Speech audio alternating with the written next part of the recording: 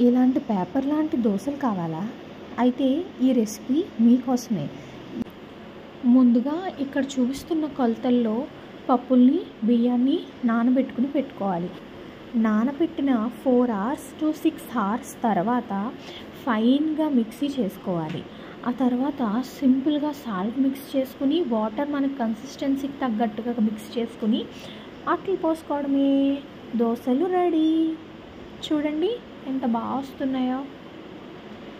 First పెనం కాలిన తర్వాత దోశ బ్యాటర్ మొత్తం దోశలాగా వేసాక అప్పుడు ఆయిల్ వేసుకోవాలి. అప్పుడే దోశలు క్రిస్పీగా వస్తాయి. చూసారా ఎంత బాగా వస్తున్నాయో.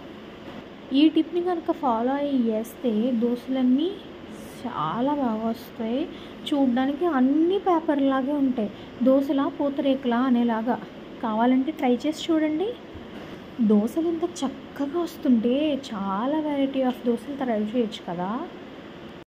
ఈ దోశలు చట్నీలోకి, పచ్చళ్ళలోకి కూడా చాలా బాగుంటాయండి.